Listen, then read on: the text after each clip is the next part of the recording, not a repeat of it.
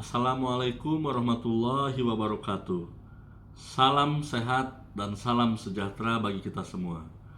Saya Tony Nugraha, Widya Iswara di Balai Besar Pelatihan Pertanian Lembang, Kementerian Pertanian. Pada kesempatan ini, saya akan menyampaikan rencana pembelajaran agenda 2, yaitu nilai-nilai dasar ASN pada Latsar CPNS. Bapak Ibu yang saya hormati, adapun dasar hukum pelaksanaan pelatihan dasar bagi CPNS adalah yang pertama Undang-Undang Nomor 20 Tahun 2023 tentang Aparatur Sipil Negara. Yang kedua, Peraturan Pemerintah Nomor 11 Tahun 2017 tentang Manajemen PNS dan perubahannya Peraturan Pemerintah Nomor 17 Tahun 2020 tentang perubahan atas Peraturan Pemerintah Nomor 11 Tahun 2017 tentang Manajemen PNS. 3. Peraturan Lembaga Administrasi Negara Nomor 1 Tahun 2021 tentang pelatihan dasar CPNS dan perubahan atas Perlan Nomor 10 Tahun 2021 tentang pelatihan dasar CPNS. Dan yang keempat, Surat Edaran Kepala LAN Nomor 3 Tahun 2025 tentang penyelenggaraan pelatihan struktural kepemimpinan dan Latsar CPNS berbasis efisiensi anggaran. Metode penyelenggaraan pelatihan Latsar CPNS dilaksanakan secara blended learning. Alokasi waktu untuk pembelajaran agenda 2 sebanyak 65 JP yang terdiri dari 21 JP pembelajaran mandiri, 44 JP pembelajaran jarak jauh.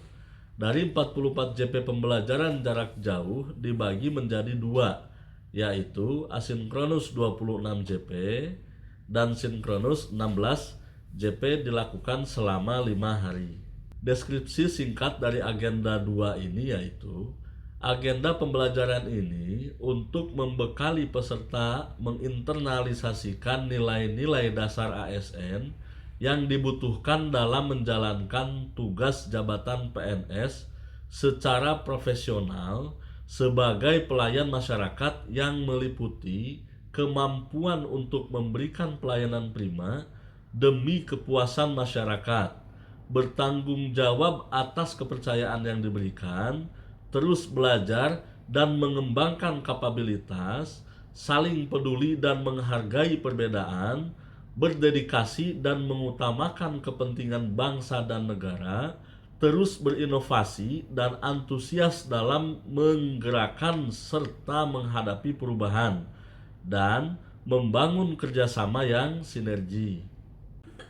Adapun tujuan pembelajarannya yaitu setelah mengikuti pembelajaran ini, peserta diharapkan mampu mengaktualisasikan nilai-nilai berorientasi pelayanan, akuntabel, kompeten, harmonis, loyal, adaptif, dan kolaboratif dalam pelaksanaan tugas jabatannya.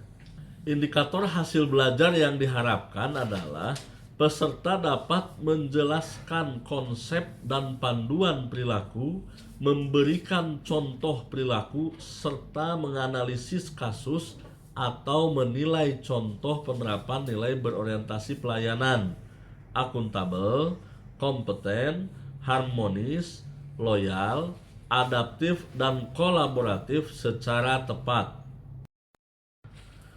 Selanjutnya saya akan menerangkan tentang kegiatan pembelajaran distance learning selama 5 hari untuk agenda 2. Hari ke-1 dilaksanakan secara sinkronus selama 2 JP dan asinkronus 5 JP. Adapun tahapan pembelajaran sinkronus yaitu 1. Menyampaikan salam, 2. Perkenalan diri, 3.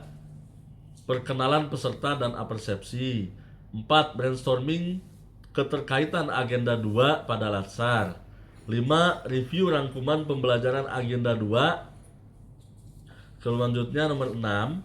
Menjelaskan tujuan pembelajaran dan overview substansi agenda 2 serta kontribusi agenda 2 dalam aktualisasi.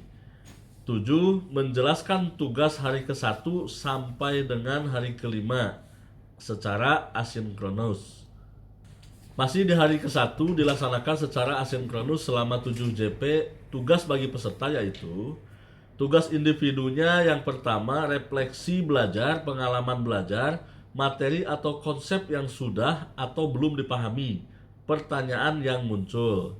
Sedangkan tugas kelompoknya yaitu lakukan analisis role model tokoh yang memiliki karakter berakhlak di unit kerja Anda dan jelaskan alasannya. Sumbernya bisa dari website atau YouTube dan sebagainya. Kemudian di hari kedua masih dilaksanakan secara asinkronus selama 10 JP dengan tugas bagi peserta berupa tugas individu yaitu refleksi aktualisasi nilai-nilai berakhlak di tempat kerja, dan yang kedua learning journal dalam bentuk catatan yang terkait pengamatan dari kinerja di instansi berkaitan dengan nilai-nilai berakhlak. Sedangkan tugas kelompoknya yaitu benchmarking nilai-nilai berakhlak dari instansi lain atau luar yang memiliki kelebihan atau keunggulan. Kemudian di hari ketiga masih dilaksanakan secara asinkronus selama 10 JP. Tugas bagi peserta yaitu secara individu membuat deskripsi aktualisasi nilai-nilai berakhlak dan learning journal dalam bentuk catatan yang terkait pengamatan dari kinerja jika membiarkan memiliki sikap dan perilaku yang tidak sesuai dengan nilai-nilai berakhlak. Sedangkan tugas kelompoknya yaitu membuat analisis kasus berakhlak.